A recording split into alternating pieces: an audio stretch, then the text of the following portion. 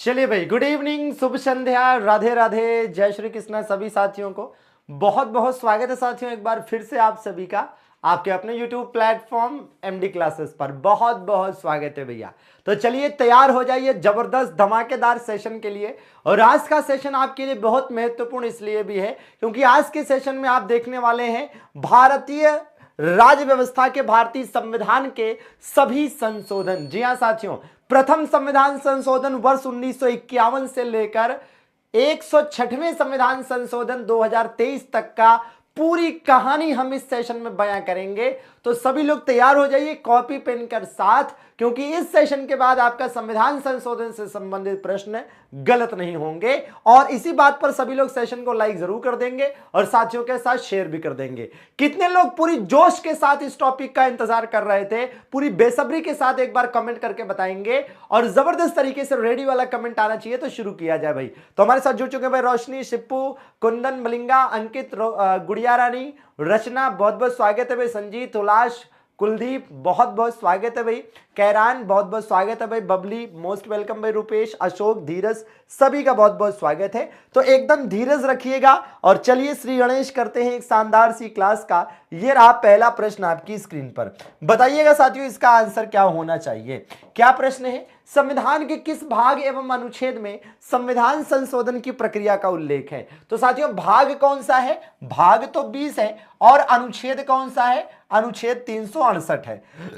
कौन सा अनुच्छेद है? 368 है। और ये जो संविधान संशोधन का प्रावधान है साथियों, भाग 20 में अनुच्छेद 368 में आपको बताना है कि कितने प्रकार के संशोधन किए जा सकते हैं। कितने प्रकार के संशोधन किए जा सकते हैं भैया? तो देखिए संशोधन के प्रकार देखिएगा, संशोधन के प्रकार देखिएगा साथियों। 3 प्रकार के संशोधन किए जा सकते हैं, है ना। हालांकि संशोधन चाहे कैसा भी हो, करेगा कौन? संसद ही करेगी। संशोधन साथियों कैसा भी हो, कौन करेगा? संसद ही करेगी साथियों। इसमें से देखिएगा पहला प्रकार क्या है? पहला प्रकार है साथियों साधारण बहुमत से। कैसे भैया? तो साधारण बहुमत द्वारा संशोधन, ठीक है, साधारण बहुमत से। दूसरा क्या है साथियों? दूसरा है विशेष बहुमत से। क्या है भैया? विशेष बहुमत से साथियों, है ना, विशेष बहुमत। और तीसरा क्या है साथियों? विशेष बहुमत तो होना ही चाहिए। तीसरा क्या है कि भैया विशेष बहुमत तो होना ही चाहिए, साथ में और क्या चाहिए? साथ में होना चाहिए साथियों आधे से अधिक राज्यों का, है ना, बहुमत। आधे से अधिक राज्य, मतलब देश में जितने भी राज्य हैं उनमें से आधे से अधिक राज्यों की विधानसभा से, राज्यों की विधानमंडल के द्वारा पास होना चाहिए। द्वारा पास होना चाहिए। द्वारा क्या होना चाहिए भैया? पास होना चाहिए। मतलब समझ रहे हैं इसका सीधा सा मतलब आप जरा समझिएगा कि जैसे हम कहते हैं साधारण बहुमत, तो जैसे लोकसभा है, राज्यसभा है, लोकसभा है, राज्यसभा है, तो आप देखेंगे कि बड़ा सिंपल सा क्वेश्चन हो जाएगा, मतलब सिंपल सा हो जाएगा कि जितने लोग आए हैं उनके आधे से एक अधिक, बात खत्म हो गई।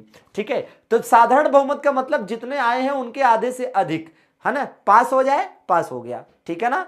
चलिए अब जरा ध्यान दीजिएगा, ठीक है ना। इसी प्रकार से ये विशेष बहुमत, विशेष बहुमत में क्या होता है कि भैया उपस्थित एवं मतदान करने वाले सदस्यों का 2/3, उपस्थित एवं मतदान करने वाले सदस्यों का 2/3, ठीक है, ये ध्यान देना होता है। ठीक है, अब जरा इसी प्रकार से आप देखेंगे विशेष बहुमत प्लस आधे से अधिक, मतलब ये विशेष बहुमत तो चाहिए ही चाहिए 2/3 वाला, प्लस देश में जितने भी राज्य, जैसे वर्तमान में 28 राज्य हैं, तो 28 का आधा 14 और एक 15 राज्यों की विधानमंडल द्वारा भी पास हो। ठीक है, तो ये 3 अलग अलग तरीके हैं क्या करने के भैया? संविधान में संशोधन करने के, संविधान में संशोधन करने के। ठीक है ना। चलिए अगले प्रश्न की तरफ चलें। तो भैया ये संविधान के 3 संशोधन के तरीके हैं। और भारतीय संविधान की यह व्यवस्था, भारतीय संविधान की कौन सी विशेष व्यवस्था दक्षिण अफ्रीका के संविधान से ली गई है भैया? कौन सी विशेष व्यवस्था दक्षिण अफ्रीका के संविधान से ली गई है? तो संविधान संशोधन की जो प्रक्रिया है, ठीक है ना, संविधान संशोधन की जो प्रक्रिया है साथियों, वो ली गई है दक्षिण अफ्रीका के संविधान से। कहां से साथियों? दक्षिण अफ्रीका के संविधान से ली गई है। तो बहुत महत्वपूर्ण है। संसदीय प्रणाली साथियों कहां से ली गई है? ब्रिटेन से ली गई है ना। मूल अधिकार साथियों कहां से लिया गया है? अमेरिका से लिया गया है। मूल कर्तव्य कहां से लिया गया है? यूएसएसआर अर्थात रूस कह सकते हैं, यहां से लिया गया है। ठीक है, ये बताइए। संविधान संशोधन हेतु विधेयक सर्वप्रथम कहां प्रस्तुत किया जाता है?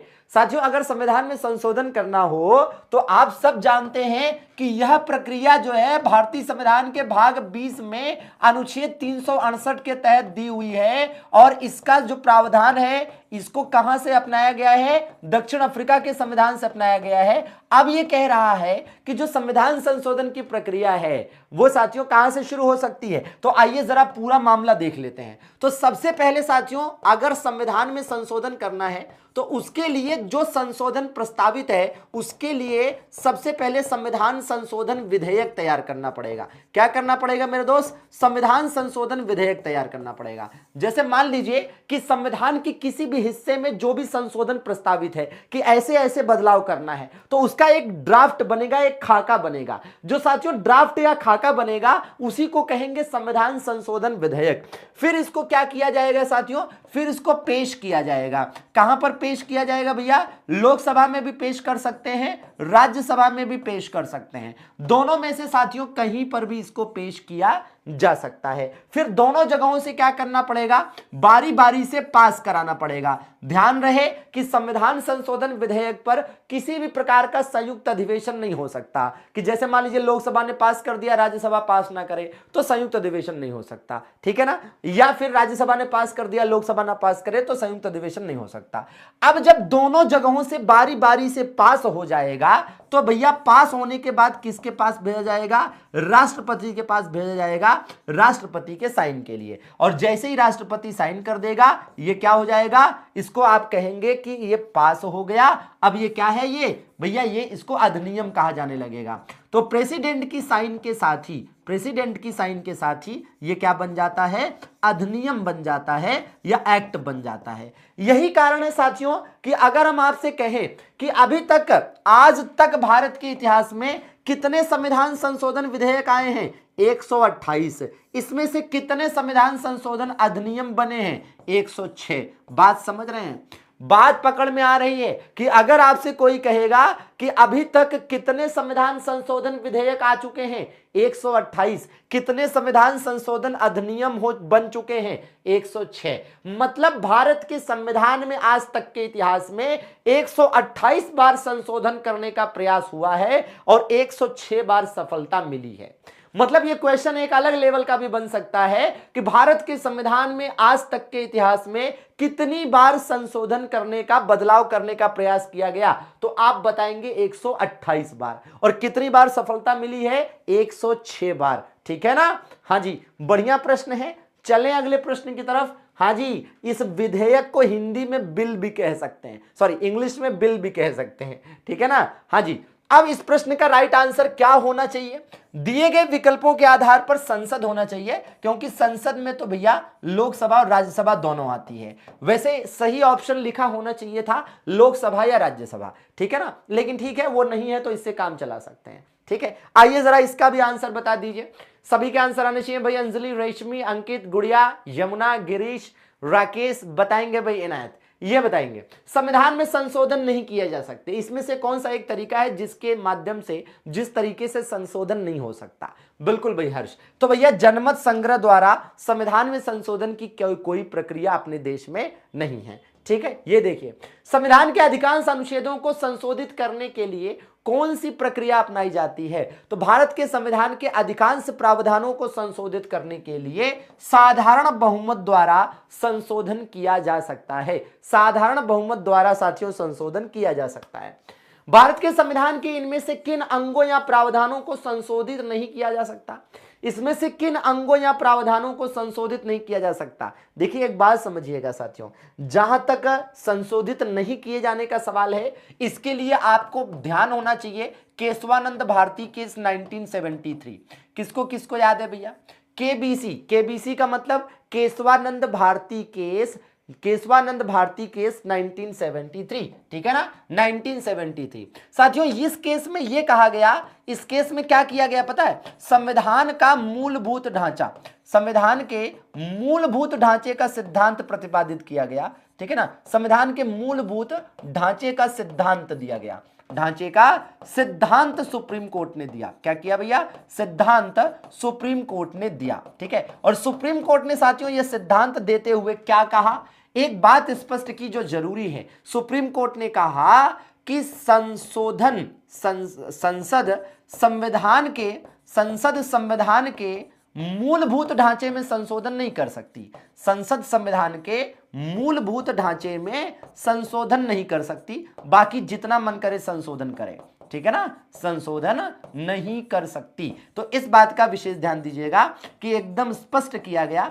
कि भैया संसद के द्वारा संविधान के किसी भी भाग में संशोधन किया जा सकता है, प्रस्तावना में भी संशोधन किया जा सकता है, लेकिन मूलभूत ढांचे को डिस्टर्ब नहीं किया जा सकता। अब आप कहेंगे सर मूलभूत ढांचा होता क्या है?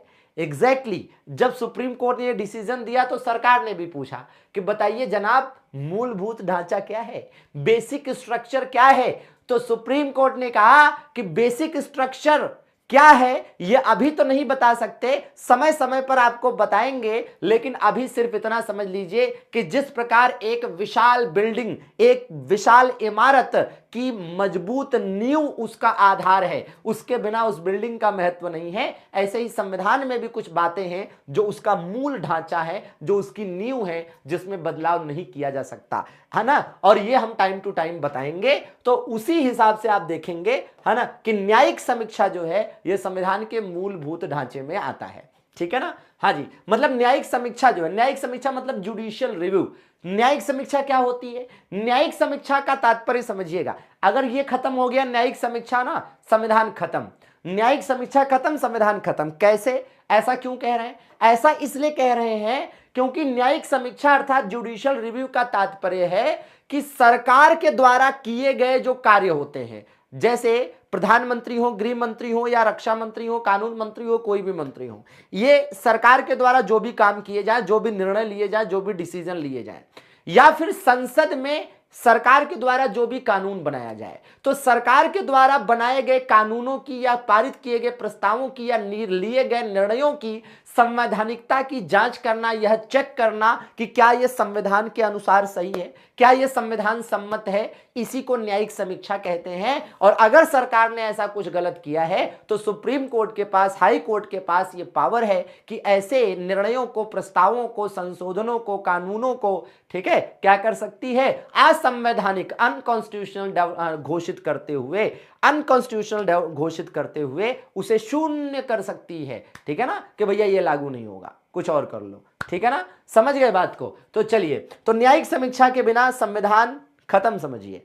चलिए ये बताइए, निम्नलिखित पर विचार कीजिए और क्रम से लगाइए। साथियों गोलकनाथ वाला जो केस है ये 1967 में हुआ था, ठीक है। केशवानंद भारती वाला केस 1973 में हुआ था। कब हुआ था भाई? 1973 में हुआ था। और इसी प्रकार से आप देखेंगे भैया, जो ये 24वां संविधान संशोधन है ये 1971 में हुआ था और ये वाला 1976 में हुआ था। अच्छा ये तो ठीक है, लेकिन इनमें था क्या भाई? देखिए गोलकनाथ वाले केस में क्या कहा गया? गोलकनाथ वाले केस में यह कहा गया कि संसद मौलिक अधिकारों में, संसद फंडामेंटल राइट में कमी नहीं कर सकती, कमी करने वाला संशोधन नहीं कर सकती, कमी करने वाला संशोधन नहीं कर सकती। यह गोलकनाथ केस में कहा गया कि संसद मौलिक अधिकारों में कमी करने वाला संशोधन नहीं कर सकती। बात समझ रहे हैं? संशोधन नहीं कर सकती, ठीक बात है, नहीं कर सकती, ठीक है। अच्छा दूसरी बात क्या है? दूसरी बात है कि भैया केशवानंद भारती केस में क्या हुआ, है ना भाई? पहले तो ये समझिए कि इसी गोलकनाथ वाले केस को, ठीक है, इसी गोलकनाथ वाले केस के फैसले को पलटने के लिए 24वां संविधान संशोधन हुआ, ठीक है ना। तो गोलकनाथ केस को पलटने के लिए, पलटने के लिए मतलब यह है कि कहने का मतलब है, ठीक है, कहने का मतलब है कि गोलकनाथ वाले केस में कहा गया कि संसद मौलिक अधिकार में संशोधन नहीं कर सकती। 24वें संविधान संशोधन द्वारा 1971 में ऐसा प्रावधान किए गए कि भैया संसद मौलिक अधिकारों में भी कमी कर सकती है, ऐसा कुछ प्रावधान किया गया। तो खैर गलत भी था। फिलहाल इस प्रश्न का राइट आंसर क्या बन रहा है? तो भैया 1 3 है ना 2 4, 1 3 2 4। तो बिल्कुल बताइए आंसर 1 3 2 4, ठीक है। आइए अगला देख लिया जाए भैया, बढ़िया बढ़िया क्वेश्चन है, आते रहेंगे, आप आंसर बताते रहिएगा, ठीक है, बताएंगे फटाफट। हाँ हाँ, अब आप देखेंगे कि केशवानंद भारती केस का महत्व इसलिए है कि केशवानंद भारती केस का महत्व इसलिए है, क्यों महत्व है भाई? तो देखिए केशवानंद भारती केस के महत्व के कई सारे कारण हैं, इनको हम शॉर्टकट में क्या कहते हैं, KBC 1973। तो सबसे बड़ा कारण तो मुझे यह लगता है कि ये अब तक की सबसे बड़ी संवैधानिक पीठ है, ये अब तक की सबसे बड़ी संवैधानिक पीठ है। संवैधानिक पीठ का मतलब समझते हैं, सबसे बड़ी संवैधानिक पीठ है, सबसे बड़ी संवैधानिक पीठ मतलब कॉन्स्टिट्यूशनल बेंच, अब तक की सबसे बड़ी संवैधानिक पीठ या कॉन्स्टिट्यूशनल बेंच। कितने जज थे पता है इसमें? इसमें 13 जज थे। कितने जज थे? 13 जज थे। इस मुकदमे की सुनवाई 13 जजों की बेंच कर रही थी। संवैधानिक पीठ का मतलब होता है ऐसी बेंच, ऐसी जजों का समूह जिसमें कम से कम 5 जज होते हैं, ठीक है ना? हाँ जी, कम से कम 5 जज होते हैं साथियों। अब देखिएगा इस केस में पहली बात क्या कही गई, इसमें मूलभूत ढांचे का सिद्धांत दिया गया, मतलब बेसिक स्ट्रक्चर, मूलभूत ढांचे का सिद्धांत दिया। सुप्रीम कोर्ट ने मूलभूत ढांचे का क्या किया भैया? सिद्धांत दिया। यह पहली बात है। दूसरी बात क्या है? दूसरी बात है साथियों कि इसी केस में सुप्रीम कोर्ट ने कहा कि प्रस्तावना संविधान का अंग है। प्रस्तावना क्या है भैया? प्रस्तावना संविधान का अभिन्न अंग है। पहली बार ऐसा था कि जब प्रस्तावना को संविधान का न केवल अंग माना गया बल्कि अभिन्न अंग माना गया। तीसरी बात क्या कही गई भैया? कि प्रस्तावना सहित किसी भी भाग में संशोधन किया जा सकता है। किसी भी भाग में, संविधान के किसी भी भाग में संशोधन किया जा सकता है, में संसद संशोधन कर सकती है। संसद संशोधन कर सकती है, बात समझ रहे हैं? संसद संशोधन कर सकती है। क्लियर बात है?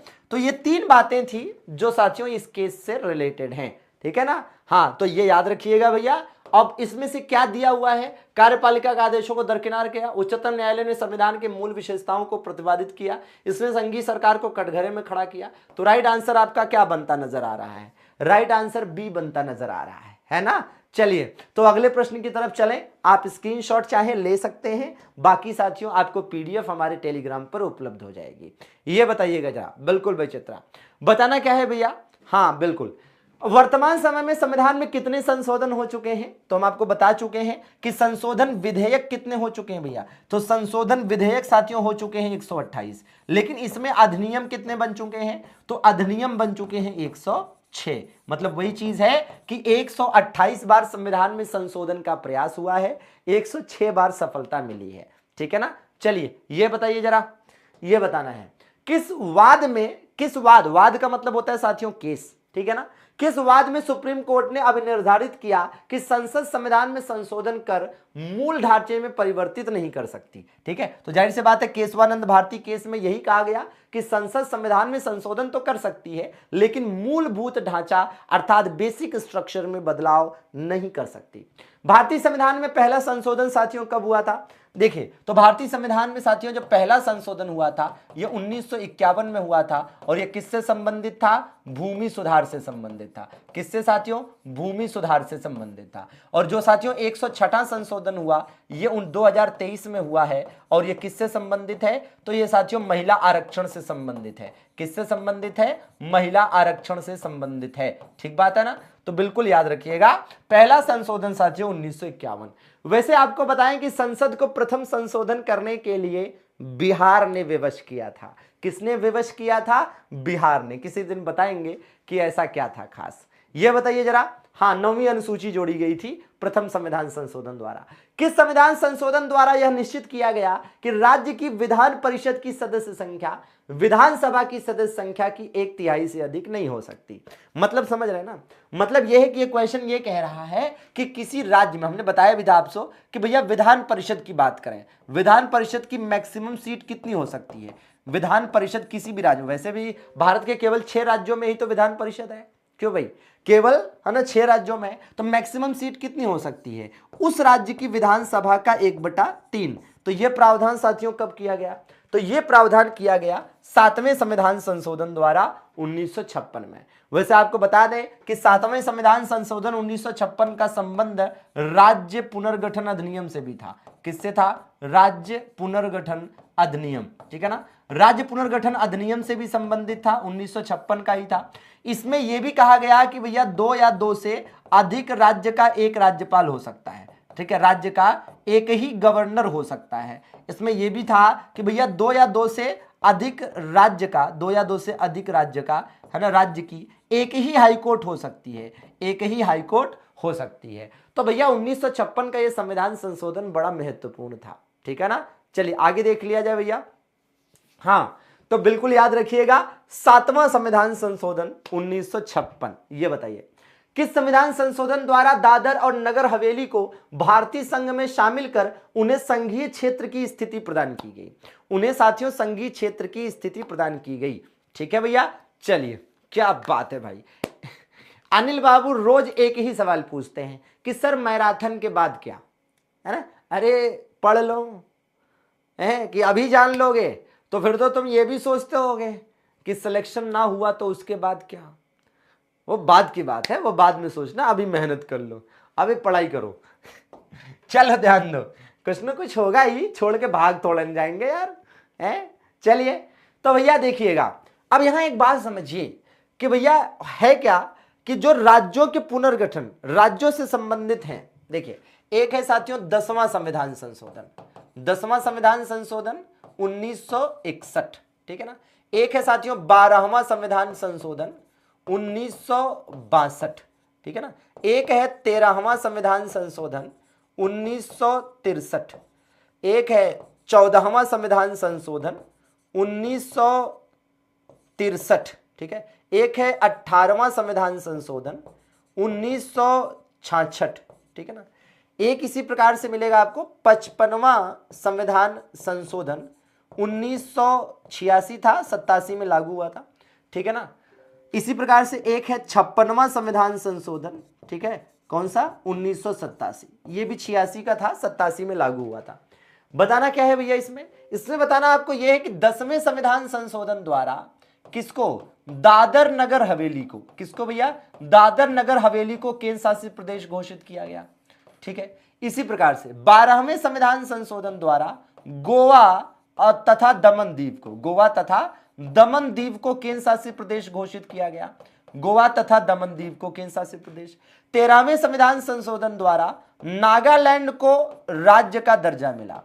14वें संविधान संशोधन द्वारा पुदुचेरी संघ राज्य क्षेत्र बना, पुदुचेरी संघ राज्य क्षेत्र बना।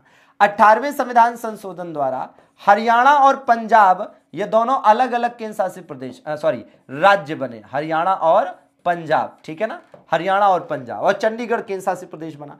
55वें संविधान संशोधन का संबंध किससे है, अरुणाचल प्रदेश से है, किससे भैया, अरुणाचल प्रदेश से है, ठीक है ना, हाँ जी। और 56वें का संबंध किससे है, गोवा को पूर्ण राज्य का दर्जा और दमन द्वीप को केंद्र शासित प्रदेश का दर्जा मिलने से।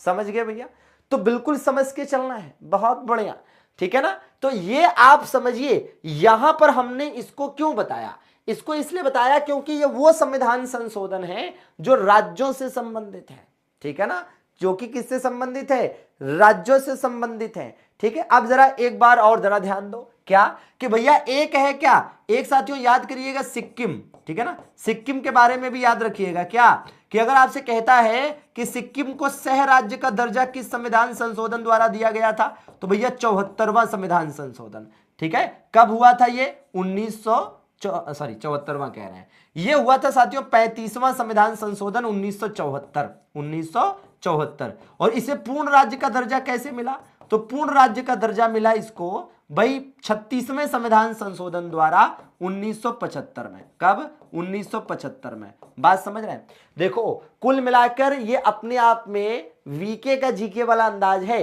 कि भैया राज्यों के गठन से संबंधित सभी संविधान संशोधन आपको एक जगह बता दिया, ये याद कर लो, ये सिक्किम वाला याद कर लो, फिर राज्यों के गठन से संबंधित एक पूछ ले तो फिर बताना, ठीक है ना। चलिए तो देख लिया जाए इसका आंसर क्या है, फिर इसका आंसर है साथियों क्या, इसका आंसर है 10वां, मतलब ए, ठीक।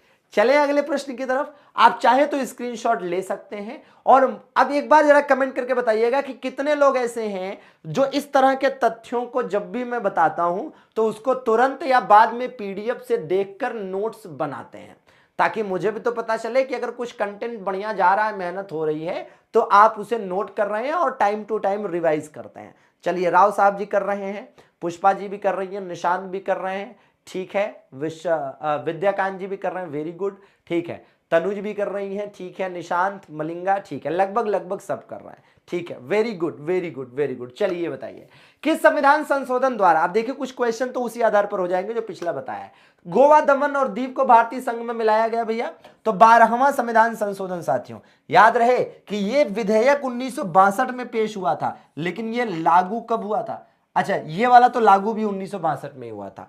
13वां और 14वां जो है वो 1963 का था। ये बताइए, नागालैंड राज्य किस संविधान संशोधन द्वारा? तो भाई 13वें संविधान संशोधन द्वारा 1963 में, अभी बताया था। इसी प्रकार से देखिए, किस संविधान संशोधन द्वारा पंजाब राज्य का पुनर्निर्माण करके पंजाब और हरियाणा राज्य बना और साथ में चंडीगढ़ को केंद्र शासित प्रदेश बनाया गया और दोनों की संयुक्त राजधानी घोषित किया गया? दोनों की संयुक्त राजधानी घोषित किया गया, याद है ना? वर्ष 1966, वर्ष 1966, ठीक है ना? हाँ जी, चलिए ये देख लिया जाए। एक से एक प्रश्न है भैया, एक से बढ़कर एक प्रश्न और सब मजेदार। ये बताइए, किस संविधान संशोधन में पौंडीचेरी को संघ राज्य क्षेत्र के रूप में प्रथम अनुसूची में शामिल किया गया? पौंडीचेरी को साथियों, तो 14वां संविधान संशोधन था। यह विधेयक 1962 में आया, लेकिन यह लागू 1963 में हुआ था, इसलिए 1963 याद करिएगा। क्या 1963 याद करिएगा कि पुदुचेरी संघ राज्य क्षेत्र कब बना? 1963 में बना। कब बना? 1963 में बना दोस्तों। जी हाँ, तो एक बार जोरदार तरीके सभी लोग सेशन को लाइक वाइक करके साथियों के साथ शेयर भी कर दीजिए तो मजा आ जाए। जी हाँ, सभी लोग जोरदार तरीके से, धमाकेदार तरीके से। क्या बात है भैया, तो सेशन को आपने लगभग 300 लाइक के पास पहुंचा दिया है, तो एक बार इसके पार भी पहुंचा दीजिए सभी लोग। किस संविधान संशोधन में उच्च न्यायालय के न्यायाधीशों की सेवानिवृत्ति की आयु को 60 से बढ़ाकर 62 वर्ष किया गया भैया? तो किसके द्वारा किया गया था भैया? 15वां संविधान संशोधन 1963, ठीक है ना? तो ये कहां की बात हो रही है? ये हाई कोर्ट की बात हो रही है। सुप्रीम कोर्ट में क्या है भैया? सुप्रीम कोर्ट में 65 वर्ष है और हाई कोर्ट में रिटायरमेंट की एज 62 वर्ष है। कितनी है भैया? 62 वर्ष है। तो याद रखिएगा, सुप्रीम कोर्ट के जजों की रिटायरमेंट की एज 62 है और हाई कोर्ट में, है ना, सॉरी, सुप्रीम कोर्ट में 65 है, हाई कोर्ट में 62 है। ये बताइए, राज्य के नीति निषेध तत्व और मौलिक अधिकारों के बीच संबंध में, ठीक है, अनुच्छेद 31C संविधान में किस संशोधन से जोड़ा गया? देखिए, इसके तहत क्या किया गया? इसके तहत सीधे सीधे संपत्ति के अधिकार में कमी की गई।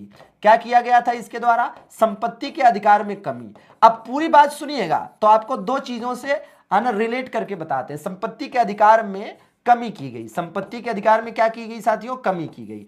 और आप जानते हैं कि यहां पर संपत्ति के अधिकार में कमी हुई और आगे चलकर जब 44वां संविधान संशोधन हुआ 1978 में, तब क्या हुआ भैया? संपत्ति का अधिकार हटा ही दिया गया। संपत्ति का अधिकार हटा दिया गया। संपत्ति का अधिकार क्या कर दिया गया? संपत्ति का अधिकार मौलिक अधिकार, फंडामेंटल अधिकार नहीं रहा, ठीक है ना? नहीं रहा। इसे कहां रख दिया गया? इसे अनुच्छेद 300A के तहत, इसे आर्टिकल 300A के तहत कानूनी अधिकार बना दिया गया। क्या बना दिया गया था भैया?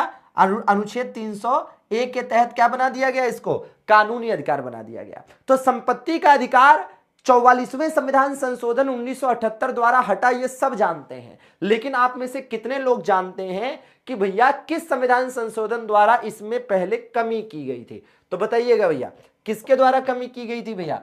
तो ये कमी साथियों की गई थी 25वें संविधान संशोधन द्वारा, और ये 25वां संविधान संशोधन साथियों वर्ष 1971 में हुआ था। कब हुआ था? अरे वाह भैया, धरती वीरों से खाली है। कई लोगों ने आंसर बता दिया, जबरदस्त, ठीक है ना? आइए अगले प्रश्न की तरफ चलें। तो ये बताइएगा फिर, जी हाँ, एक बढ़िया सा प्रश्न है और इसका आंसर तो आप निश्चित रूप से दे लेंगे, क्योंकि इस तरह के क्वेश्चंस में कहीं ना कहीं आप जुगाड़ लगा ही लेते हैं। जैसे 13वां संविधान संशोधन नागालैंड 1963 में एक राज्य बना। 18वां संविधान संशोधन किससे रिलेटेड था भैया? राज्यों को पुनर्परिभाषित। चलिए 18वां मान लीजिए नहीं पता, 52वां तो पता ही है कि दल बदल से रिलेटेड है। मान लीजिए आपको दो ही पता है, क्योंकि ये दो ज्यादा आसान है, तो इससे करने का प्रयास करते हैं। एक को मिलाते हैं, ए को मिलाते हैं एक से। देखिए क्वेश्चन तो खैर यही हो गया, ठीक है ना। और 4 को मिलाइए बी से, तो 4 को मतलब डी को मिलाइए 4 से, ठीक है ना। तो ये कहीं ना कहीं, अच्छा डी को सॉरी 4 को मिलाना है बी से, ठीक है ना। तो बिल्कुल हो जाएगा आराम से। और इस प्रकार से आपका ये किससे मिलेगा? तो ये इससे मिल जाएगा भैया, और ये इससे, ठीक है। चलिए, तो कई बार क्या होता है कि एक ही ऑप्शन के, एक ही दो ऑप्शन के सारे क्वेश्चन हो जाते हैं, ठीक है। तो होता ये इसलिए भी बता रहा हूं क्योंकि कई बार आप क्वेश्चन देखकर डर जाते हैं, लगता है कि अरे बड़ा खतरनाक प्रश्न है, लेकिन आप ऑप्शन तलाशेंगे तो आंसर मिल सकता है। संविधान संशोधन करने की विधेयक को, है ना, वीटो करने की राष्ट्रपति की शक्ति सहमति देनी होगी शब्द से स्थानापन्न करके किस संशोधन द्वारा छीन लिया गया? मतलब यह है कि यह कह रहा है कि किस संविधान संशोधन द्वारा यह कहा गया कि संविधान संशोधन विधेयक यदि संसद ने पास कर दिया तो राष्ट्रपति उस पर वीटो पावर का इस्तेमाल नहीं कर सकता। आप जानते हैं कि राष्ट्रपति के पास वीटो पावर है। राष्ट्रपति के पास वीटो पावर है, किस अनुच्छेद के तहत है? 111 के तहत है, ठीक है ना। ये क्या है? ये राष्ट्रपति की वीटो पावर है, ठीक है। तो किस संविधान संशोधन द्वारा साथियों ऐसा किया गया? तो ये साथियों किया गया 24वें संविधान संशोधन द्वारा 1971 में, ठीक है। 24वें संविधान संशोधन द्वारा 1971 में।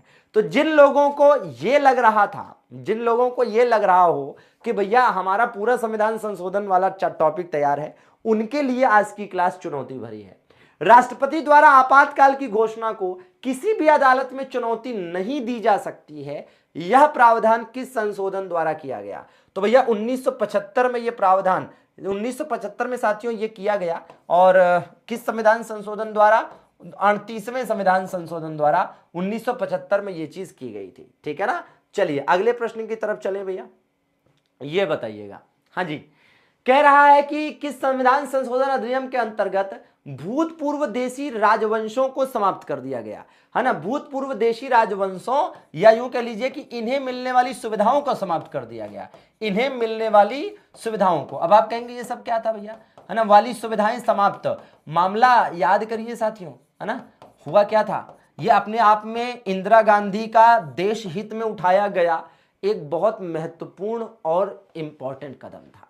जी हाँ, तो साथियों आप जरा देखिएगा, ठीक है ना, आप जरा देखिएगा, इन्हें मिलने वाली सुविधाएं समाप्त कर दी गई। दरअसल में क्या हुआ था, आपको याद होगा कि जब देश आजाद हुआ था, भारत और पाकिस्तान दो मुल्क बने थे, तो उस समय अंग्रेजों ने यह कहा था, है ना, यह आदेश दिया था, मतलब यह प्रावधान किया था कि जो रियासतें हैं अगर भारत के साथ जाना चाहें भारत के साथ जाएं, ठीक है ना, हाँ, और अगर पाकिस्तान के साथ जाना चाहें तो पाकिस्तान के साथ जाएं, यही तो था। और उस समय 600 रियासतें थी लगभग।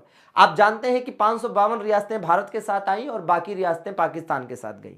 तो जो रियासतें भारत में मिलना, जिन रियासतों ने भारत में, है ना, विलय करना स्वीकार किया था, उन रियासतों के जो राजा थे, महाराजा थे, नवाब थे या जो भी थे, उन महाराजाओं को सरकार की तरफ से विशेष सुविधाएं दी जाती थी, दी गई थी कि आपको हर साल इतना पेंशन मिलेगा, आपको ये, है ना, सुविधाएं मिलेंगी, आपको पुलिस प्रशासन की तरफ से सिक्योरिटी मिलेगी, रखरखाव मिलेगा, दुनिया भर की सुविधाएं दी गई थी, जिसकी वजह से भारत सरकार के ऊपर करोड़ों रुपए का क्या था, बोझ था। उस बोझ को एक झटके में उठाकर, ठीक है, खत्म कर दिया इन्होंने, और कोई राजा महाराजा कुछ नहीं कर पाया। इसी को कहा जाता है प्रिवी पर्स। क्या कहा जाता है भैया? इसी को साथियों प्रिवी पर्स कहा जाता है। क्या कहा जाता है? प्रिवी पर्स कहा जाता है साथियों, ठीक है ना। तो बिल्कुल राइट आंसर क्या है इसका भाई? 26वां संविधान संशोधन 1971 में हुआ था, ठीक है। 26वां संविधान संशोधन 1971 में हुआ था, ठीक है ना। चलिए आगे देख लिया जाए भैया, ये बताएं किस संवैधानिक संशोधन अधिनियम द्वारा लोकसभा सीटों की अधिकतम संख्या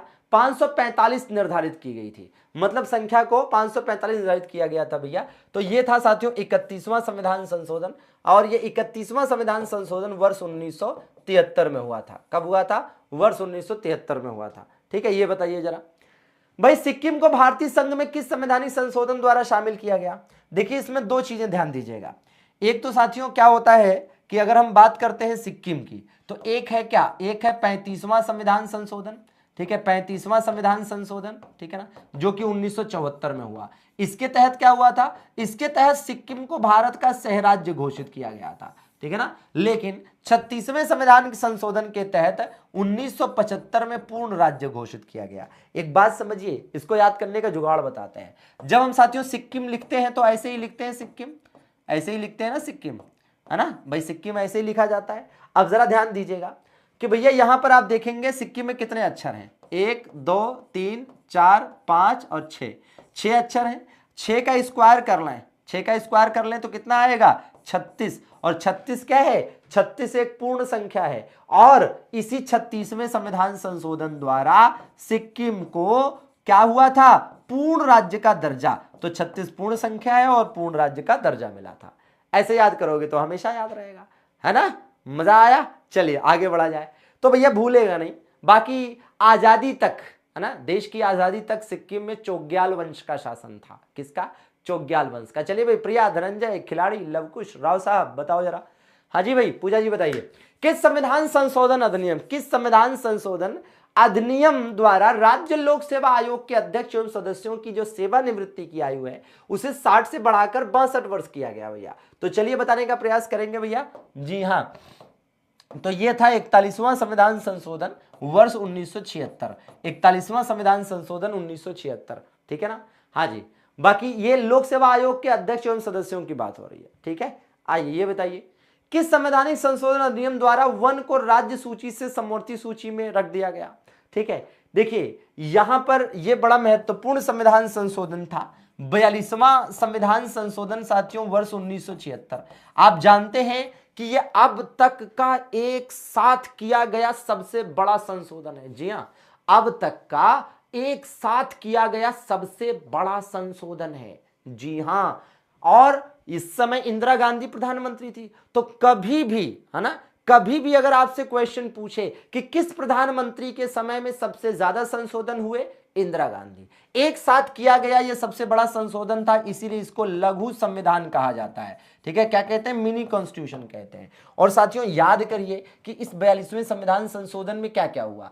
पहली बात, लोकसभा का कार्यकाल, याद है, लोकसभा का कार्यकाल, ठीक है, लोकसभा का कार्यकाल 5 से 6 वर्ष कर दिया गया। क्या कर दिया गया, 5 से 6 वर्ष हो गया, ठीक है ना, 5 से 6 वर्ष कर दिया गया। तो ये तो ठीक है, आपको पता होना ही चाहिए, 5 से 6 वर्ष कर दिया गया था।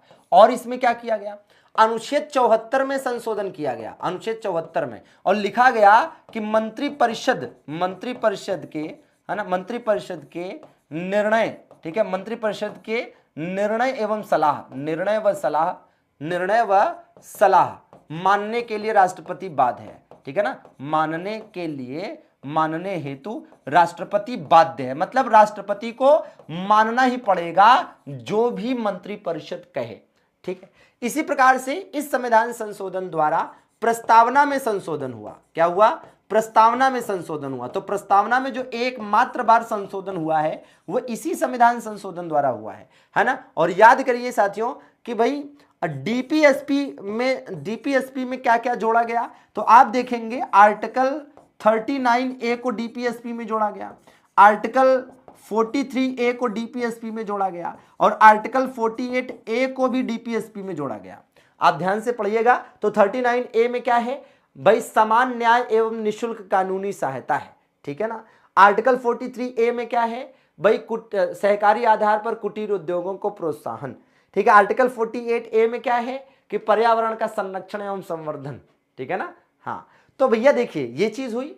तो ये तो हम, है ना, प्रमुख बातें बता रहे हैं कि एक ये संशोधन हुआ था, एक ये हुआ था, एक ये हुआ था, एक ये हुआ था, और भी हुआ था। याद करिए, प्रमुख रूप से अगर आपको याद आ रहा हो क्या, कि शिक्षा को समवर्ती सूची में डाल दिया गया, शिक्षा को समवर्ती सूची बनाया गया, शिक्षा को क्या कर दिया गया, समवर्ती सूची, है ना, में डाल दिया गया, ठीक है, समवर्ती सूची में डाला गया, ठीक है ना। हाँ, तो ऐसे साथियों कई सारे प्रावधान थे जो इसमें हुए थे। फिलहाल इसी वजह से तो इसे भारतीय संविधान का सबसे बड़ा एक साथ हुआ संशोधन कहा जा सकता है, ठीक है ना, कहा जाता है, ठीक है। तो ये एक साथ संशोधन हुए थे इसमें। आइए ये एक एक करके अभी आगे आएंगे, ठीक है ना। हाँ जी, फटाफट बताएंगे भैया। बताना क्या है कि किस संविधान संशोधन में शिक्षा, नापतौल, वन और जंगली जानवर तथा पक्षियों की रक्षा यह विषय राज्य सूची से निकालकर समवर्ती सूची में डाल दिया गया। ठीक है ना। हाँ जी भैया। हाँ जी, 1 नंबर पॉइंट एक बार फिर से देखें। लोकसभा का कार्यकाल 5 से 6 वर्ष कर दिया गया। हाँ ठीक तो है, लोकसभा के कार्यकाल को 42वें संविधान संशोधन द्वारा 5 वर्ष से बढ़ाकर 6 वर्ष कर दिया गया था। ठीक है, फिलहाल इसका राइट आंसर भी आप समझ गए होंगे, अभी थोड़ी देर पहले ही जिक्र हुआ है, 42वां संविधान संशोधन 1976। ठीक है, तो 42वें संविधान संशोधन, देखिए 42वें संविधान संशोधन द्वारा साथियों क्या हुआ कि ये देखिए 1, 2, 3, 4 और 5, ये 5 ऐसी चीजें हैं जिनको उठाकर राज्य सूची से, जिनको राज्य सूची से हटाकर कहां डाल दिया गया, समवर्ती सूची में। एक बात बताइए, आप पढ़ते हैं ना कि राज्य सूची में मूल रूप से कितने विषय थे, 66 विषय थे, अब कितने हैं, 61 हैं। तो कितने कम हुए बताइए, कितने कम हुए भैया, हाँ ना भाई, कितने कम हुए। हाँ बिल्कुल भाई संजीत, अब जरा ध्यान दीजिए कि भैया 66 से 61 हुए तो 5 कम हुए ना। और याद करिए समवर्ती सूची में मूल रूप से कितने विषय थे, समवर्ती सूची में मूल रूप से 47 विषय थे, ये बढ़कर कितने हो गए अब 52। तो कितने बढ़े, 5। तो उसमें से 5 कम हो गए, इसमें 5 बढ़ गए, समझ रहे हैं, उसमें से 5 कम हुए, इसमें 5 बढ़ गए। बाकी संघ सूची तो आप जानते ही हैं कि 97 थे, अब 100 है। किस संविधान संशोधन में लोकसभा तथा विधानसभा के कार्यकाल में 1 वर्ष की वृद्धि करके कार्यकाल 6 वर्ष कर दिया गया। ठीक है ना। तो भैया बड़ी सिंपल सी बात है, अभी थोड़ी देर पहले ही समझाया था कि 42वें संविधान संशोधन द्वारा पहले क्या किया गया, बढ़ा दिया गया। ठीक है, फिर क्या हुआ, 44वें संविधान संशोधन, 44वें संविधान संशोधन 1978 द्वारा पुनः 5 वर्ष कर दिया गया, पुनः 5 वर्ष कर दिया गया, ये भी ध्यान देना है। अच्छा, ऐसा क्यों हुआ था, देखिए इसमें आप सीधी सी बात समझिए कि जिस समय साथियों ये संविधान संशोधन हुआ था उस समय देश में तीसरा आपातकाल लगा था।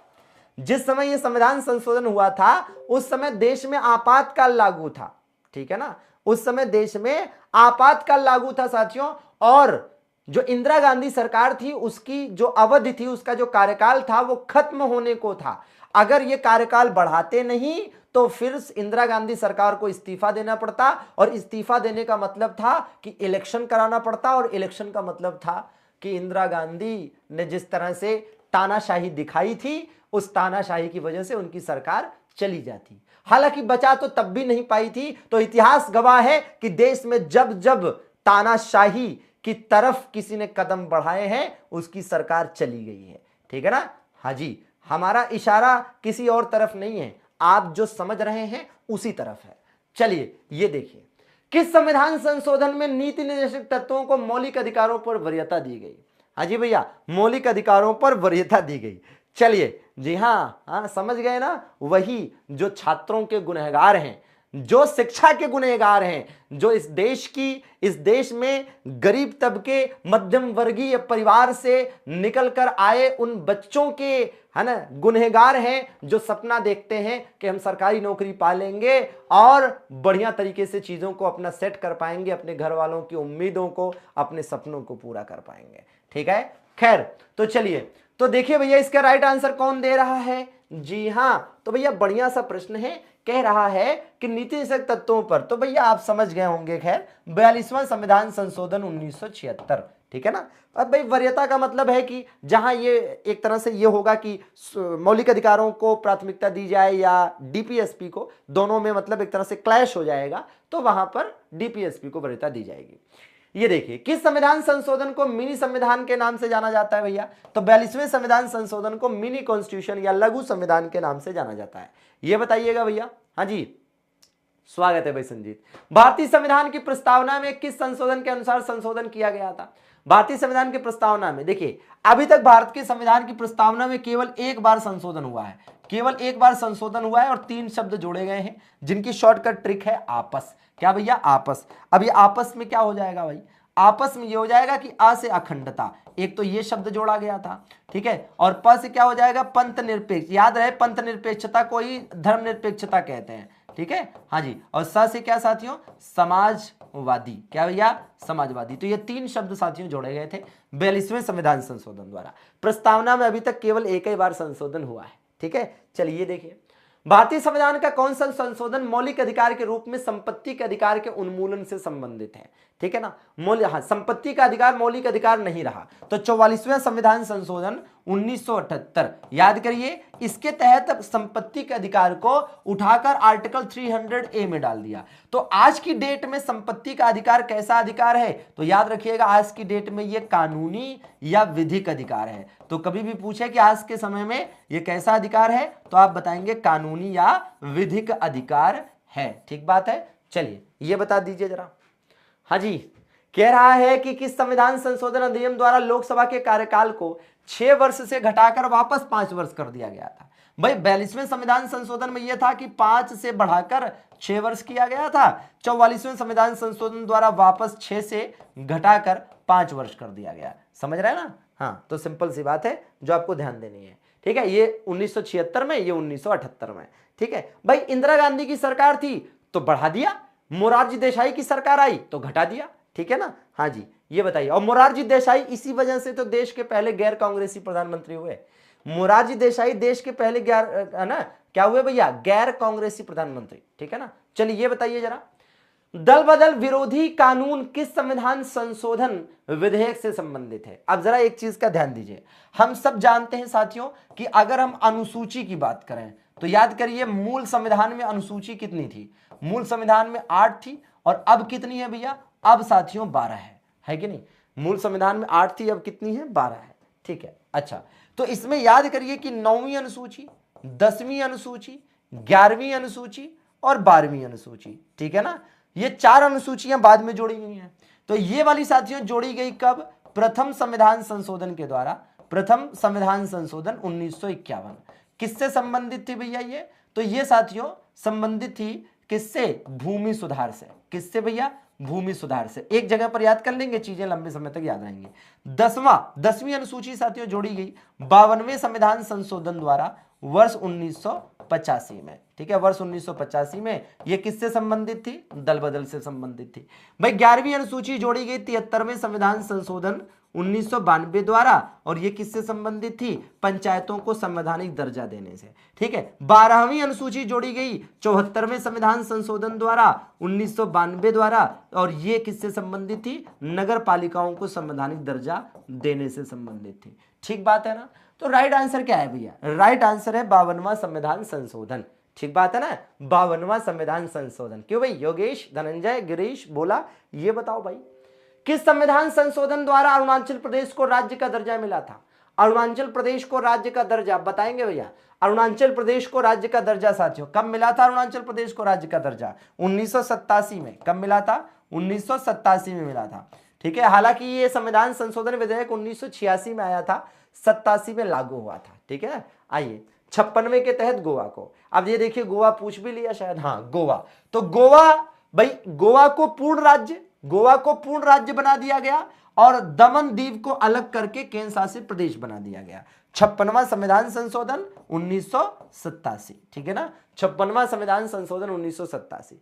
तो गोवा पूर्ण राज्य बन गया और दमन दीव एक केंद्र शासित प्रदेश बन गया। ठीक है, ये देखिए, हाँ जी, ये तो आप बिल्कुल जानते होंगे कि पहले साथियों जो वोटिंग राइट था, मतलब मताधिकार, मत देने का अधिकार, वोट देने का अधिकार, तो वोट देने का अधिकार पहले 21 वर्ष की उम्र में मिलता था। अब 18 वर्ष कब किया गया? तो 61वें संविधान संशोधन के द्वारा 1989 में किया गया। ठीक है ना, 1989 में 61वें संविधान संशोधन द्वारा ऐसा किया गया। ठीक बात है, आइए आगे बढ़ा जाए। जी हाँ, ये देखिएगा, भारतीय संविधान के निम्नलिखित में से किस संशोधन द्वारा दिल्ली को राष्ट्रीय राजधानी क्षेत्र का दर्जा मिला? देखिए, राष्ट्रीय राजधानी क्षेत्र का मतलब हो गया national capital territory. National capital territory, तो जब हम कहते हैं एनसीटी, ठीक है, तो यह कभी कभी एनसीआर भी कह लेते हैं। जब हम एनसीआर कहते हैं तब उसका मतलब क्या होता है? तब उसका मतलब होता है नेशनल कैपिटल। ठीक है, ये तो दोनों में कॉमन है, आगे आर से हो जाता है रीजन। ठीक है ना, रीजन। ठीक है ना, तो याद रहे एनसीटी में टी का मतलब टेरिटरी और एनसीआर में आर का मतलब रीजन, बस इतना सा फर्क है। ठीक है, और ये साथियों 69वां संविधान संशोधन कब हुआ था भैया? 1992 में हुआ था। कब हुआ था? 1992 में। और याद करिए कि साथियों इसमें है ना, जो दिल्ली है वो तो ठीक है, है ना, दिल्ली में 70 सदस्यीय विधानसभा का सृजन किया गया था। 70 सदस्यीय विधानसभा, वो तो ठीक है, 70 सदस्यों वाली विधानसभा, ठीक है। अब इसमें आप देखेंगे हरियाणा के 14 जिले, एनसीआर में हरियाणा के 14 जिले, यूपी के 8 जिले और राजस्थान के 2 जिले। और इस प्रकार से साथियों एनसीआर में दिल्ली सहित ये अलग अलग राज्यों के 24 जिले भी शामिल हैं, ठीक है ना। हाँ, 3 अलग अलग राज्यों के 24 जिले भी शामिल हैं, ठीक है ना। चलिए, हाँ चलिए भैया इसका आंसर दीजिएगा, सभी लोगों के आंसर आने चाहिए भाई। चलिए भाई, मंजू जी, गिरीश, प्रिया, पूजा, संजीत, लवकुश, बताओ भैया निम्नलिखित में से किस संशोधन ने पंचायतों को वित्तीय अधिकार प्रदान किए और स्थानीय सरकार को मजबूत बनाने में मदद की। बड़ी सीधी सी बात है, थोड़ी देर पहले बताया था कि आप एक काम करेंगे, 73वां संविधान संशोधन 1992, 74वां संविधान संशोधन 1992, ये दोनों महत्वपूर्ण है क्योंकि इसने पंचायतों को और इसने नगर पालिकाओं को संवैधानिक दर्जा दिया, ठीक है ना, नगर पालिकाओं को संवैधानिक दर्जा दिया। अब हुआ क्या कि भाई सीधी सी बात है कि इसके तहत क्या जोड़ा गया, इसके तहत भारतीय संविधान में भाग 9 के तहत अनुच्छेद 243 से स्टार्ट करके 243O तक का प्रावधान किया गया, ठीक है। और दूसरी बात कि भाई इसी के तहत एक अनुसूची भी जोड़ी गई और वो अनुसूची कौन सी थी, अनुसूची थी 11, जिसमें रखे गए क्या, जिसमें रखे गए 29 विषय जिस पर काम करने की जिम्मेदारी पंचायतों को थी, ठीक है। तो पंचायतों को संवैधानिक दर्जा मिल गया, मतलब पंचायतों का संविधान में स्पष्ट उल्लेख हो गया। 74वां संविधान संशोधन के तहत भारत के संविधान में भाग 9A जोड़ा गया, आर्टिकल जोड़ा गया कहां से कहां तक, 243O तक तो ऑलरेडी था, 243P से, ठीक है, 243P से कहां तक भैया, 243P से एकदम एग्जैक्टली 243ZG तक, ठीक है ना। हाँ जी, और साथ में इसके तहत भी एक अनुसूची जोड़ी गई, कौन सी अनुसूची भैया, अनुसूची 12, और इसमें विषय कितने रखे गए, इसमें विषय रखे गए 18, समझ रहे हैं। तो भैया पंचायतों और नगर पालिकाओं को संवैधानिक दर्जा, ठीक है ना। हाँ जी, पंचायतों, अच्छा ये वाला, हाँ ये वाला 1992 नहीं 1991 है, बात सही है, ठीक है ना। ये भैया 1991 है, ठीक है ना, 1991। तो 69वां संविधान संशोधन 1991 का है, ठीक है। 1992 में 73वां और 74वां संविधान संशोधन है, क्रमशः पंचायतों और नगर पालिकाओं को संवैधानिक दर्जा देने से रिलेटेड है। हाँ जी भैया, पूरा प्लेलिस्ट बना हुआ है, एकदम चिंता न करें, है ना, उसमें सारी मैराथन क्लासेस मिल जाएंगी जितने भी हमने ली हैं। और याद करो, आपको याद होगा कि पंचायतों को सबसे पहले संवैधानिक दर्जा देने की सिफारिश किसने की थी, बताइए। पंचायतों को, ठीक है, सबसे पहले संवैधानिक दर्जा देने की सिफारिश की गई थी LM सिंघवी समिति के द्वारा, नहीं बलवंत राय मेहता नहीं, LM सिंघवी समिति द्वारा सबसे पहले पंचायतों को संवैधानिक दर्जा देने की सिफारिश या सलाह दी गई थी। बलवंत राय मेहता ने तो 3 स्तरीय पंचायत राज की सिफारिश की थी, मतलब सबसे पहले LM सिंघवी समिति ने यह कहा कि भैया पंचायतों का संविधान में स्पष्ट उल्लेख करिए, बिल्कुल भैया, ठीक है। ये बताइए किस संविधान संशोधन में यह शहरी क्षेत्र की स्थानीय स्वशासन संस्थाओं को संवैधानिक दर्जा प्रदान किया गया, वही चीज है, शहरी क्षेत्र ना, शहरी क्षेत्र में नगर पालिका होती है और नगर पालिका के लिए क्या है, 74वां संविधान संशोधन। वैसे बहुत कम लोग जानते हैं लेकिन मैं बता दूं, ठीक है, कि ये जो आपका 73वां संविधान संशोधन 1992 है ना, ये लागू कब हुआ था पता है, ये लागू हुआ था एग्जैक्टली 24 अप्रैल 1993 को। कब, 24 अप्रैल 1993 को। इसीलिए तो 24 अप्रैल को हर साल पंचायत राज दिवस मनाते हैं, ठीक है। इसी प्रकार से, है ना, 1992 वाला 74वां संविधान संशोधन कब लागू हुआ, ये लागू हुआ एग्जैक्टली 1 जून 1993 को। ये इसलिए स्पष्ट कर रहा हूं क्योंकि संविधान संशोधन विधेयक आया 92 में और वो अधिनियम बना 93 में। अब जैसे यहां पर हम 92 बताए हैं, अब यहां पर आप देखो 93 लिखा हुआ है, तो आप कहोगे सर ये क्या बवाल है, तो बवाल नहीं है। अब आप स्पष्ट जानते हो कि भैया 92 में आया था, 93 में पास होकर लागू हुआ था, ठीक है ना। तो 92 कहीं लिखा रहेगा, कहीं 93 लिखा रहेगा, ठीक है। चलिए ये बताइए जरा, बताना है कि किस संविधान संशोधन में लोकसभा एवं विधानसभा की सीटों की संख्या सन 2026 तक कोई परिवर्तन नहीं करने की व्यवस्था की गई।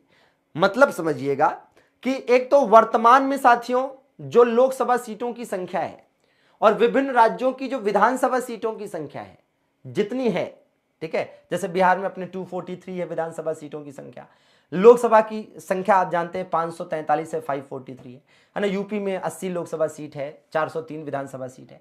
तो आप समझिएगा, ठीक है, कि भैया वर्तमान में जो कुछ भी स्थिति है, वर्तमान में जो कुछ भी स्थिति है, ये किस वर्ष की जनगणना पर आधारित है? 1971 की जनगणना पर आधारित है। 1971 की जनगणना पर आधारित है। तो आपसे कैसे क्वेश्चन पूछेगा कि वर्तमान लोकसभा तथा विधानसभा सीटों का जो आवंटन है वो किस वर्ष की जनगणना पर आधारित है? तो आप बताएंगे 1971 की जनगणना पर। ठीक है, अब हुआ क्या था कि 84वां संविधान संशोधन हुआ।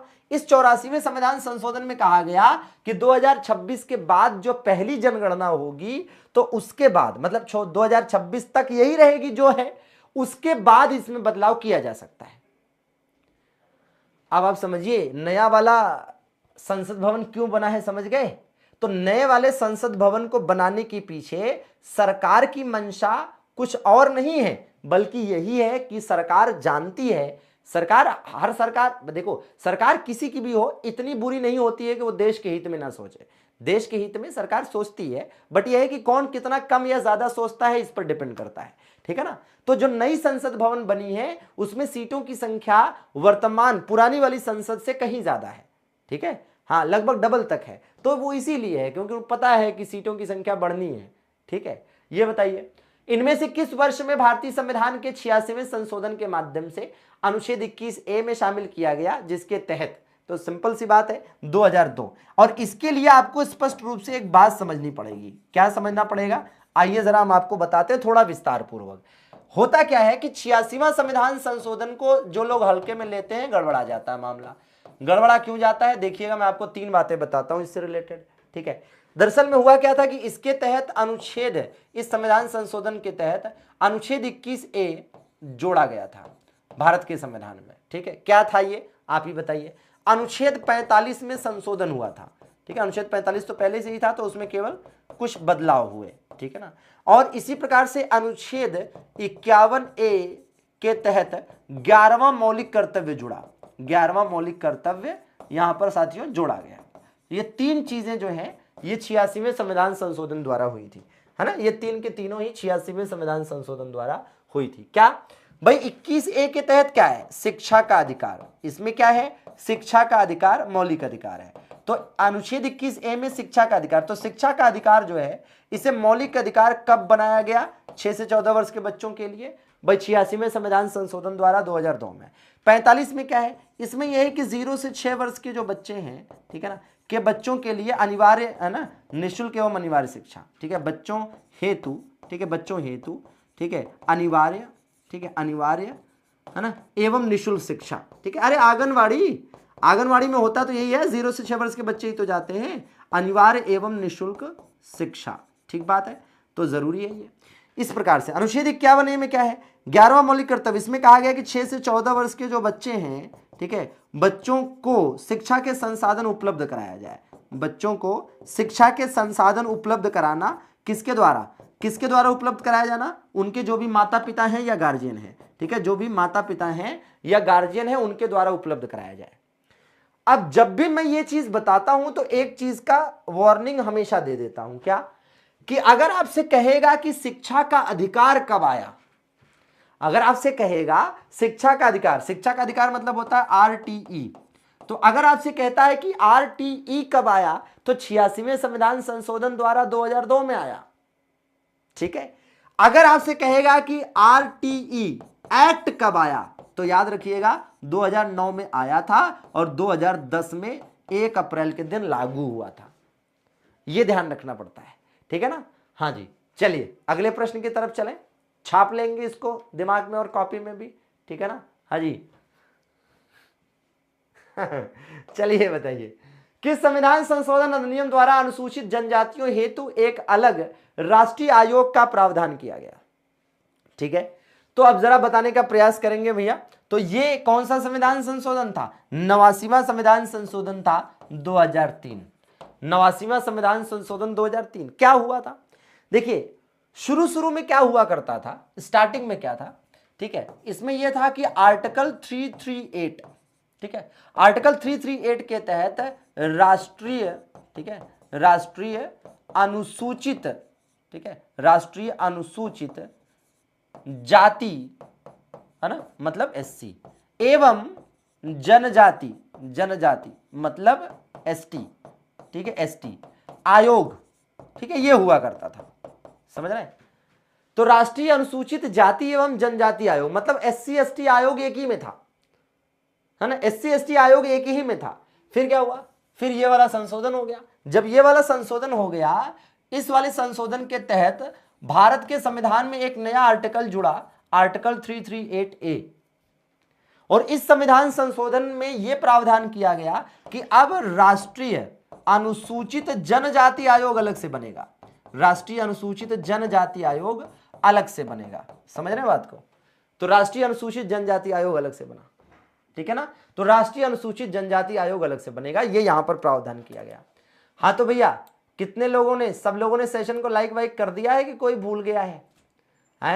लग रहा है कि कुछ लोग भूले पड़े हैं, क्योंकि अभी भी संख्या है ना 500 पार हुई नहीं है, बहुत गलत बात है, बहुत नाइंसाफी है। ये बताइए कि संविधान संशोधन के तहत अनुच्छेद 75 में यह जोड़ा गया कि मंत्रिपरिषद में प्रधानमंत्री सहित मंत्रियों की कुल संख्या, अब जरा ध्यान दीजिएगा, ये बहुत इंपॉर्टेंट है, बहुत ही ज्यादा है, क्या कि भैया 91वां संविधान संशोधन, ठीक है, 91वां संविधान संशोधन 2003, इसमें क्या प्रावधान किया गया? इसमें यह कहा गया कि देखिए जो मंत्रिपरिषद होती है, एक होती है केंद्रीय मंत्रिपरिषद, केंद्रीय मंत्रिपरिषद मतलब जो भारत की मंत्रिपरिषद जैसे वर्तमान में मोदी जी वाली है, ठीक है, मोदी जी के नेतृत्व वाली, ठीक है, और राज्य मंत्रिपरिषद मतलब जैसे राज्य में है, जैसे बिहार में नीतीश जी के नेतृत्व वाली, यूपी में योगी जी के नेतृत्व वाली, ठीक है, तो आप ये समझिए, ठीक है। तो इसमें है क्या कि स्पष्ट रूप से ये कहा गया, स्पष्ट रूप से ये कहा गया कि भैया अगर केंद्र की मंत्रिपरिषद है तो इसकी अधिकतम संख्या और राज्य की है तो इसकी अधिकतम संख्या, यहां कहा गया कि लोकसभा का 15% से ज्यादा नहीं होगी, यहां कहा गया कि विधानसभा का 15% से ज्यादा नहीं होगी। मतलब समझ रहे हैं?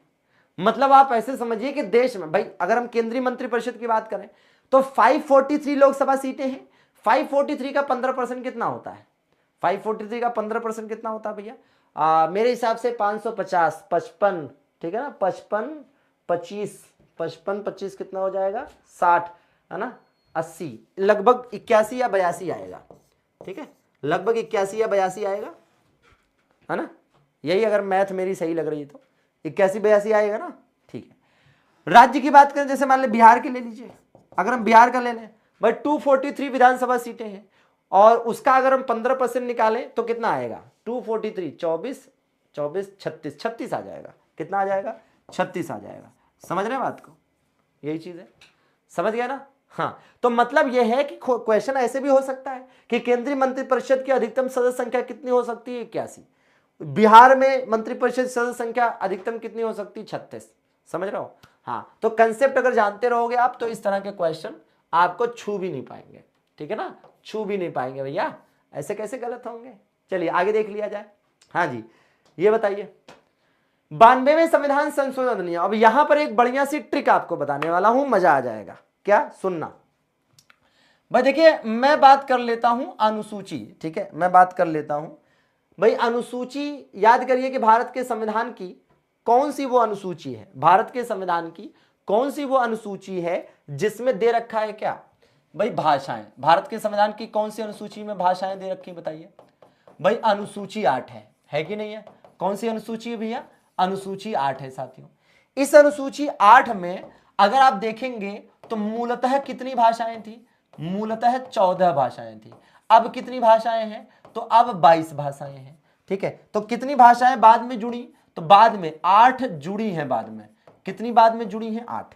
अब जरा ध्यान दीजिए कि भाई एक बात बताइए कि मूल रूप से 14 भाषाएं थी, अब 22 हैं, तो बाद में कितनी जुड़ी? 8। बाद में कितनी जुड़ी है? 8, ठीक है। और अगर मान लीजिए हम यहां पर लिख देते हैं लैंग्वेज, क्या स्पेलिंग सही लिखी है हमने? क्या हमने स्पेलिंग सही लिखी है ना? मुझे लग रहा है सही लिखी है। अब अगर हम इसको काउंट करें 1 2 3 4 5 6 7 8, भाई लैंग्वेज में अक्षर कितने हैं? 8। लैंग्वेज में कितने अक्षर हैं? 8 अक्षर हैं, है ना। लैंग्वेज में 8 अक्षर हैं और बाद में जोड़ी गई भाषाओं की संख्या भी 8 है और इत्तेफाक अनुसूची भी 8 है।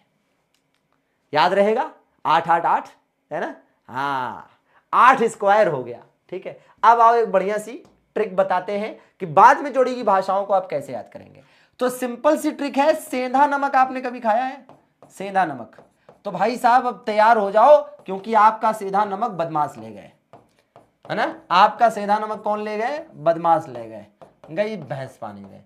दुनिया की शानदार ट्रिक्स में से एक है ये, जो हमने खुद बनाई है। देखिए सेंधा से क्या हो जाएगा? सिंधी भाषा, बाद में जोड़ी गई भाषाओं में, ठीक है, सिंधी 15वीं भाषा थी, ठीक है, ना से नेपाली, ठीक है, नेपाली कौन सी थी? 16वीं भाषा थी, ठीक है, म से मणिपुरी, ठीक है, कौन सी?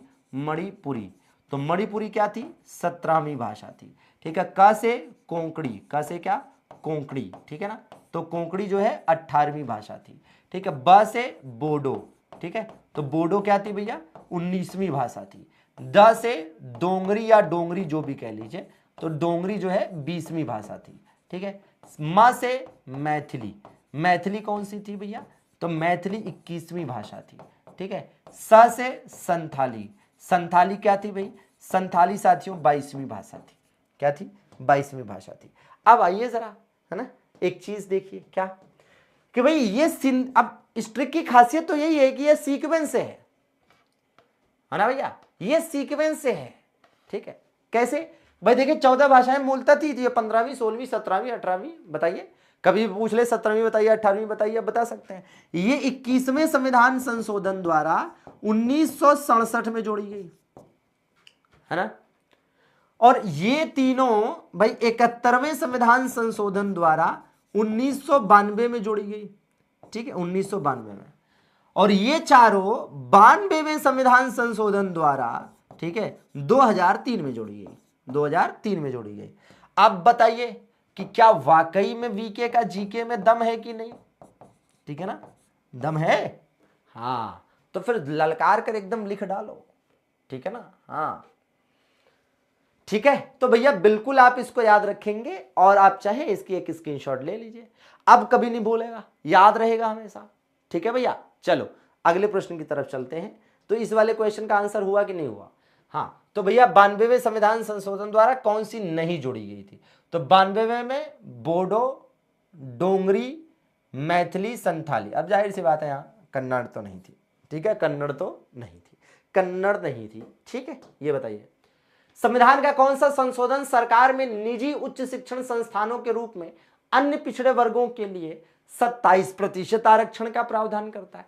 वैसे तो साथियों पिछड़े वर्गों को 27% आरक्षण मंडल आयोग की सिफारिश पर वर्ष 1993 में लागू हुआ, लेकिन इस प्रश्न का राइट आंसर क्या है? तो साथियों इस प्रश्न का राइट आंसर बन रहा है आपका क्या?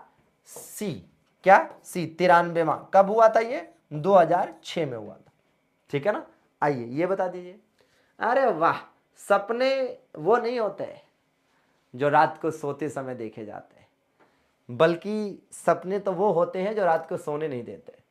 ये कुछ उसी लाइन की तरह है जो देश के महान वैज्ञानिक एपीजे अब्दुल कलाम ने कही थी कि सपने वो नहीं होते जो सोते हुए आते हैं, सपने वो होते हैं जो सोने नहीं देते, है ना। चलिए ये बताइए संविधान के 96वें संशोधन का उद्देश्य, ठीक है, संविधान के 96वां संविधान संशोधन 2011 में हुआ था।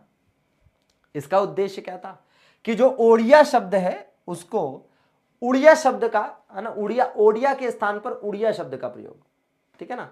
तो बिल्कुल ठीक है, कोई समस्या नहीं। आइए आगे बढ़ते हैं। किस संवैधानिक संशोधन अधिनियम ने भारतीय संविधान के भाग 3 में सहकारी समिति बनाने का अधिकार जोड़ा? तो ये भी आप समझ रहे हैं, ठीक है भाई, 97वां संविधान संशोधन 2011, ठीक है, 97वां संविधान संशोधन 2011। आइए अगला देखते हैं भाई, किस संविधान संशोधन द्वारा कर्नाटक को हैदराबाद क्षेत्र के संबंध में विशेष दायित्व सौंपा गया? ठीक है ना, हाँ जी भाई। मंडल आयोग का गठन वर्ष 1989 में हुआ, 1980 में मंडल आयोग ने रिपोर्ट पेश करी और उसकी सिफारिश पर 1993 में 27% आरक्षण मिला। इससे ज्यादा मंडल आयोग के बारे में क्या ही जानना है, ठीक है। बीपी मंडल अध्यक्ष थे, ठीक है। चलिए राइट आंसर क्या बन रहा है भैया? 98वां संविधान संशोधन 2012, 98वां संविधान संशोधन 2012, ठीक। बोलो याद रहेगा ना? पक्का भूलेगा तो नहीं? चले अगले प्रश्न की ओर। ये बताइए संविधान का 99वां संशोधन किसके बारे में है? 99वां संशोधन, ठीक है ना। हाँ जी, ये देखिए भारत में जीएसटी शुरू की गई थी 101वें संविधान संशोधन द्वारा। 2016 का संशोधन था, 2017 में लागू हुआ था। राष्ट्रीय न्यायिक नियुक्ति आयोग, ये 99वां संविधान संशोधन था जो 2014 का था, ठीक है। हैदराबाद कर्नाटक क्षेत्र के विकास के लिए कदम उठाने के लिए कर्नाटक के राज्यपाल को सशक्त बनाया गया था, वो तो यहां पर अभी बताया ही, ठीक है। 98वां संविधान संशोधन 2012, ठीक है। क्या? 98वां संविधान संशोधन 2012, ठीक है, 2012, ठीक है। बांग्लादेश और भारत के बीच जो भूमि सीमा पर समझौता वाला मामला था, यह 100वां संविधान संशोधन था, ठीक है, 100वां संविधान संशोधन 2015। तो खैर पूछ भी कौन सा रहा था? ये वाला पूछ रहा था ना। अच्छा एक बात बताएं, ये देखिए राष्ट्रीय न्यायिक नियुक्ति आयोग का मतलब क्या हो गया? National judiciary appointment council, national judiciary appointment council, ठीक है ना। हाँ जी भैया, चलिए बिल्कुल, नेशनल जुडिशरी अपॉइंटमेंट काउंसिल। तो साथियों नेशनल जुडिशरी अपॉइंटमेंट काउंसिल 2014 में लाया गया और इसके तहत सरकार ने बहुत बड़ा खेल करने की कोशिश की। अगर ये सफल हो जाती तो दिक्कत हो जाती है ना भैया। हाँ समझ रहे हैं, दिक्कत हो जाती। क्या दिक्कत हो जाती पता है? फिर न्यायालयों में जजों की नियुक्ति भी सरकार कर रही होती, दिक्कत तो होनी ही थी फिर, समझ रहे हो ना। तो जो बचा खुचा है वो भी दिक्कत हो जाती। भारत बांग्लादेश भूमि सीमा समझौता वाला मामला है। तो भारत बांग्लादेश भूमि सीमा समझौता अभी अभी आपको बताया है कि ये भैया 100वें संविधान संशोधन, ठीक है। मतलब ये था कि भारत ने कुछ भूमि बांग्लादेश को दे दी और बांग्लादेश से कुछ भूमि भारत ने ले ली और इस प्रकार दोनों के बीच में जो विवाद था भूमि को लेकर वो खत्म हो गया, ठीक है ना। बस ज्यादा नहीं, 5 मिनट और पढ़ लो, ठीक है। और कुछ इंपॉर्टेंट क्वेश्चन और देख लो जब यहां तक आई ही हो साथ में। तो इनमें से किसे 1 जुलाई 2017 को भारतीय संविधान के 101वें संविधान संशोधन के रूप में पेश किया गया था भैया? तो बिल्कुल आप जानते ही हैं कि वस्तु एवं सेवा कर भैया, वस्तु एवं सेवा कर, जीएसटी, ठीक है, जीएसटी। तो 1 जुलाई को जीएसटी दिवस मनाते भी तो है ना। ये बताइए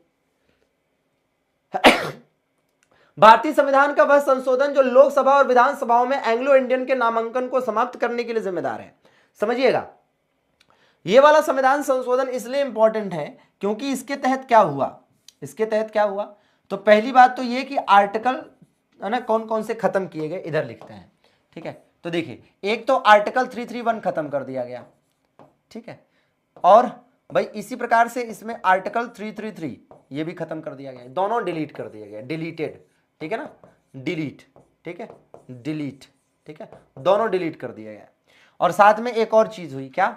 अनुच्छेद 334, अनुच्छेद 334 में क्या लिखा गया कि जो आरक्षण की अधिकतम है ना, आरक्षण की लास्ट डेट है, आरक्षण की क्या, आरक्षण की जो लास्ट डेट है, आरक्षण की जो लास्ट डेट है, ये कहा गया कि ये 25 जनवरी 2020 से 10 साल बढ़ाकर 25 जनवरी 2030 कर दिया गया। क्या कर दिया गया? 25 जनवरी 2030 कर दिया गया। बात समझ रहे हैं? 25 जनवरी 2030 कर दिया गया। यहां पर क्या लिखा हुआ था?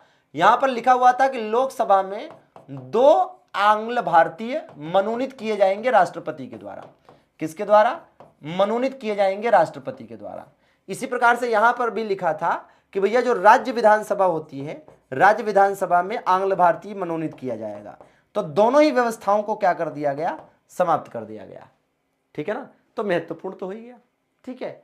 चलिए, और ये 104वां संविधान संशोधन विधेयक अधिनियम साथियों ये पास हुआ था एग्जैक्टली आप देखेंगे तो 12 दिसंबर 2019 को ये पास हुआ था, ठीक है, फाइनल। चलिए ये बताइए, अरे वाह, बाकी तो आप जानते ही हैं कि रेलवे का रक्षक बनाएगा आपका रक्षक बैच, एक शानदार सा बैच जो इतनी कम और अफोर्डेबल फी में उपलब्ध है और आप VK10 कूपन कोड का इस्तेमाल कर 10% का अतिरिक्त डिस्काउंट प्राप्त कर सकते हैं, ठीक है ना। तो ना लिया हो तो ले डालो, तूफान मचा डालो, ये प्रोसेस है। और याद रहे कि अगर कोई भी क्वेरी हो तो नीचे चल रहे हेल्पलाइन नंबरों पर कॉल या व्हाट्सएप कर सकते हैं, ठीक है ना। हाँ जी भैया, बिल्कुल बेटा। ये बताइए कौन सा संविधान संशोधन राज्य और केंद्र शासित प्रदेशों की सामाजिक और शैक्षिक रूप से पिछड़े वर्गों की अपनी सूची तैयार करने में सक्षम बनाता है? बहुत बढ़िया, वेरी गुड। तो 105वां, ठीक है ना, 105वां संविधान संशोधन, और ये किससे संबंधित है? ये संबंधित है भारतीय संविधान के आर्टिकल 342A से। क्यों? क्योंकि इसी में क्या दे रखा है? इसी में तो पिछड़े वर्गों की सूची दे रखी है, पिछड़े वर्गों की सूची इसी में दे रखी है, पिछड़े वर्गों की जो सूची है, जो लिस्ट है, वो यहां पर दे रखी है, ठीक है। ये बताइए, निम्नलिखित में से कौन सा विकल्प 124वें संविधान संशोधन विधेयक से संबंधित है? 124वें संविधान संशोधन विधेयक से संबंधित है, ठीक है ना। हाँ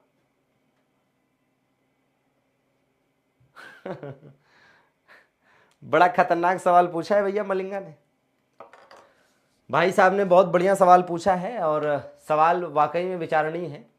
मतलब मैं पढ़ाता, सवाल क्या है पहले देखिएगा। सवाल इनका है कि सर आप इतना अच्छा जीके जीएस पढ़ाते हैं, आपको कभी ऐसा लगा कि मैं जीके जीएस सबसे बेस्ट पढ़ाता हूं? तो मैं आपको सही बताऊं तो मुझे ऐसा कभी नहीं लगा कि मैं सबसे बेस्ट जीके जीएस पढ़ाता हूं, और मैं चाहता भी नहीं हूं कि कभी मुझे लगे कि मैं सबसे बेस्ट जीके जीएस पढ़ाता हूं।